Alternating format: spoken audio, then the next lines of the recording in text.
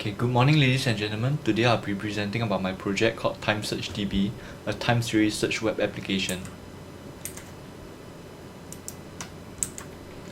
So the general overview. So I'll be covering the background, which is the context of the project, and the solution, which consists of the project technologies, details and illustrations. So the background. So what is this project about? The main goal of this project is to create a search web application to view open source time series data. The web application would enable developers and users to store, search, and visualize and download time series data from various domains and data sources, such as domains like audio, engineering, vibration, and data sources like NASA and ComEngine. So why is this project needed?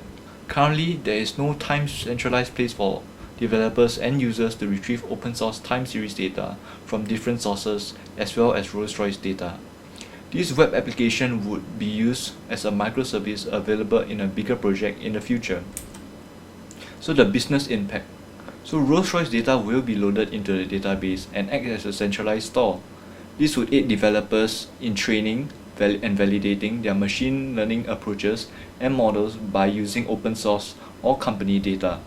Developers would also be able to correlate features by extracting domain-specific trends as well as downloading the data. So the starting requirements. So when I first discussed this project with my stakeholders, there were some basic/general requirements. The database design and schema if needed, the technology of the database and the front end, as well as the GUI/web interface, which consists of the data management, CRUD, as well as the visualization. So in this case, since it's time series data, it will be a line chart. So the planning. So the next step was to set milestones of developing the project. I set a list of milestones which I felt would help me guide me along the way. First, I need to do my research as well as the planning. Next, the testing as well as the conceptualization. Thirdly would be the development, and lastly the documentation and handover. So moving on to the solution of the project. So this is the overall technology architecture. So this project consists of three main components: the front end, the back end, as well as the database. So from the front end, I will be using regular JavaScript with jQuery, and for the back end I will be using Flask, which is running on Python. And for the database, I'll be using Elasticsearch, which it runs on Apache Lucene. So the data exploration. Before explaining this part, there are some terminologies which I would need to clarify. For sensor, it refers to the variable/attribute in a dataset. The sample refers to a set value at a particular time of a sensor. Domains L1, L3 refers to the different levels of domain tagged to the dataset. L1 is the most general, while L3 being the most specific. So while exploring the data structure, I was able to find that there were four main data structures which I could categorize them into. Firstly, one sensor, one sample, one sensor, n samples, n sensors, one sample, as well as n sensors and n samples. So for one sensor, one samples is the simplest, while n sensors, n samples is the most complicated. So while exploring the dataset, I could tell that the complexity of each data structures are not trivial, as well as a standardized data structure needs to be developed in order to properly store and load the data into the database. The characteristics of each data structure needs to be taken into consideration. Next, I'll be moving on to the illustration of the application. So this would be the home page when a user first launches the website. So the home page consists of various charts which makes up a dashboard. The charts show a summary of the domains and the data sources from the database. Next would be the upload page.